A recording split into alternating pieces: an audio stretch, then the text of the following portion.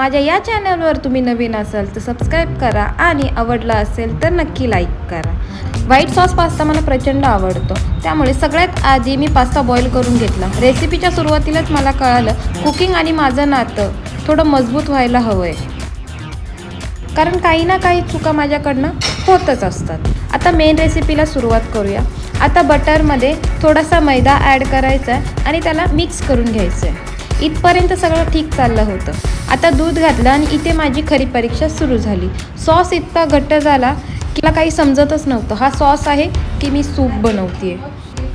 त्यामध्ये मी ॲड केलं 1 चमच चिली फ्लेक्स, थोडंसं ऑरेगॅनो आणि शेवटी मी थोडीशी काळी मिरी ॲड केली. I mean to say black pepper add केलं आणि आता चिमूटभर सॉल्ट टाकायचं. हो, कारण बटरमध्ये सॉल्ट असतं. हा पास्ता असा का झालाय मला हा मोठा प्रश्न पडला होता. बट छोडो, मुझेही खाना है. ज्या प्रकारे या पास्त्याचं लूक वाटतंय ना, त्यावरून मी एक तरी ठरवलंय की मी घरात पास्ता बनवणार नाही.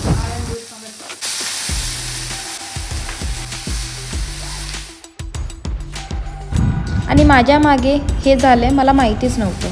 माझ्या बहिणीला क्रीमी पास्ता खायचा होता म्हणून तिने अजून दूध ओतलं. माझ्याकडे जास्त इन्ग्रेडियंट्स नव्हते, त्यामुळे स्वीट कॉर्न घातला, शेवटी चीज घातला and our pasta is ready. अशा प्रकारे प्लेट घ्यायची, स्वतःला सर्व करायचं आणि खाऊन घ्यायचं.